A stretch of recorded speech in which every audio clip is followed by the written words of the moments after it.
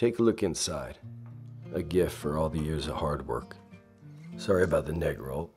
I spilled some blood on it while self-stitching a gun wound to my abdomen, but number 25 is my best ever. The quintessence of life, I think. Is it just some rest you need? Hey, I'm Danny Boyd. So you know those scenes in movies where a character does something incredible, something unexpected, a total id moment, until it's revealed immediately afterward that that thing didn't actually happen and it was all just in the character's head? Well, think about it, Rob. The Secret Life of Walter Mitty is built on the backs of moments like those. That is, until it isn't anymore. And fantasy becomes reality, when fantasy becomes a decision, the decision to leap into a moving helicopter with a drunken giant, to tussle with sharks in the Atlantic Ocean, to longboard across Iceland. I'm sure that we've shared multiple lives. Walter Mitty is this universal idea that we can escape into our imaginations. It's about daydreaming, it's about then giving ourselves permission to go out and actually do the things that we dream of doing. It's about longing and wanting to belong, but maybe most crucially, it's about not giving up on who we really are, in pursuit of those dreams, finding happiness in the day-to-day and in the relationships that we have. In a word, Walter Mitty is a movie about life. You're in every part of me, crazy. But let's back up a second, because I'm getting a little too sappy too fast. The Secret Life of Walter Mitty was originally a Sam Goldwyn picture from 1947, and before that a James Thurber short story published in The New Yorker in 1939. It told the tale of a hapless, unimposing, typical Thurber protagonist who has a series of fantastical daydreams over the course of a very routine day. The tale of an everyman. Its original story published during a year Hollywood was putting out these massive, colorful, lavish productions in Gone with the Wind, The Wizard of Oz, a contrast of scale that I'll return to in a minute. The 1947 film, though, Thurber hated it. He said it didn't keep with the spirit of his original short story. It was a broad Technicolor comedy that, much like the 2013 version, goes beyond the daydreams and whisks our mild-mannered Walter Mitty into an actual reality of grand proportions. Played by the supremely talented Danny Kaye, Mitty in this version works for a pulp publication, and fittingly finds himself thick in a plot of international murder, conspiracy, and intrigue. It's really a gorgeous-looking film in its own right. Walter's daydreams are fully realized vignettes and really feel more like daydreams than the more integrated standing fantasies of the Ben Stiller adaptation. But despite what people say, I think these two films have more in common with each other than they're given credit for. I mean, sure, I get it, they're different plots, different morals, a different tone. They are, after all, adaptations of a very short story and not remakes of each other. But at their core, they're films about gentle, unambitious people who want to be loved, respected by their peers, by themselves, and whose work in life opens their imaginations up to a world beyond the mundane. Don't wanna sleep tonight at all. Two men who reluctantly get pulled into those worlds by dumb luck, only to come out the other end more confident in love and in life.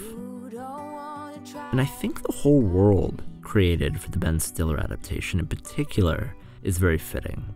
The twist that screenwriter Steve Conrad took here was to place the story in and out of the Time Life building in New York. Instead of sifting through Pulp Fiction, we have a guy who every day for 16 years acts as custodian to millions of the most incredible, multinational, multicultural photographs on the planet, of the most wonderful things, people, and places that most of us will never witness.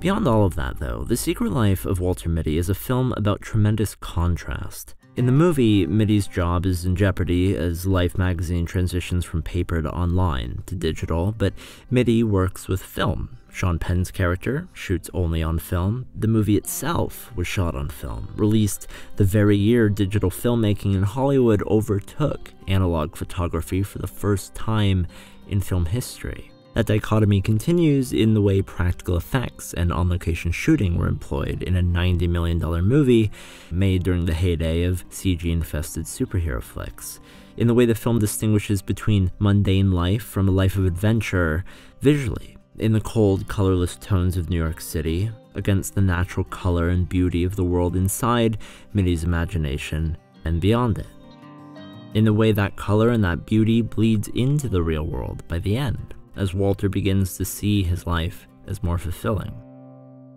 And to wrap up on the technical side, there's contrast in the camera. Notice how in early parts of the movie, the camera is very rigid, very linear, unwilling to change or move with any real will of its own. It's so unmoving, in fact, that we get this totally fascinating shot here, where even the focus of the lens doesn't change, as Walter walks to the background and again to the foreground. And then, as we enter the second act of the film, as we go abroad, as Walter opens up, so too does the camera. How much longer will you suffer in this life? Maybe the greatest semblance of contrast, or dissonance, in Walter Mitty, though, and the element of this movie I think that's made it polarizing, particularly between audiences and critics, is its tone.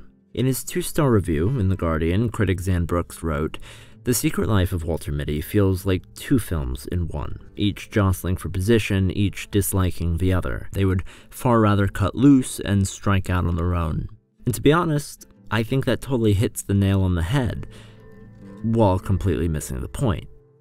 I mentioned earlier that Thurber's original short story was in some ways this sort of antidote to the heightened leanings of Hollywood at that time, and deliberately or not, I find a similar parallel in the 2013 film too. Those fantastical cutaways, that very broad Ben Stiller comedy that we get primarily in the film's opening act, it is quite charming. It's absolutely in opposition to the mellow, dulcet tone of so much of the movie's key moments.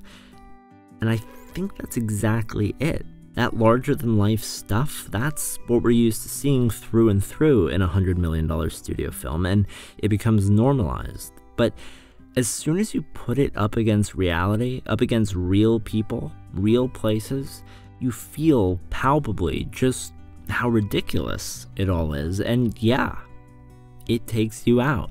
That's why those moments don't rule the plot of Walter Mitty. That's why it's the really important beats in the film that are not bombastic, that are small, that are subtle, understated, receiving a gift, throwing that gift away, sitting silently in the throes of nature with a friend, or standing up for yourself, not with action, but with words. You have 2 days to print for cover. Taking someone's hand in yours in real life when just a week ago you couldn't even reach out to them virtually. The Secret Life of Walter Mitty isn't about becoming Sean O'Connell. It isn't about becoming a superstar or an action hero. Tell me what you want with me.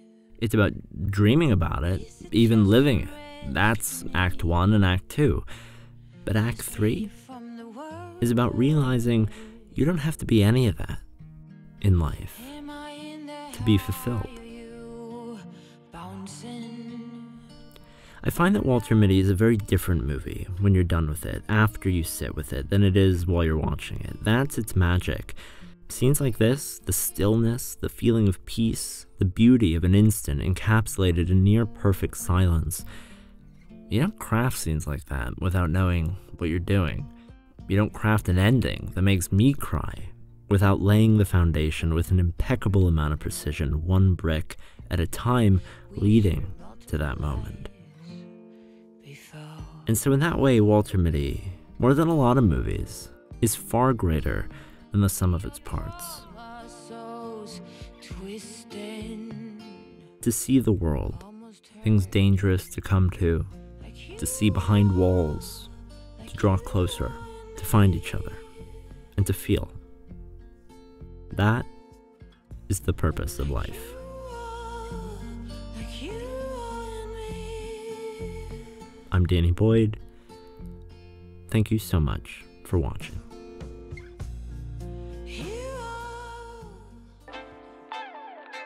Hey everybody. Today Today's video was brought to you by Mubi, a curated streaming service dedicated to elevating great cinema from all across the world.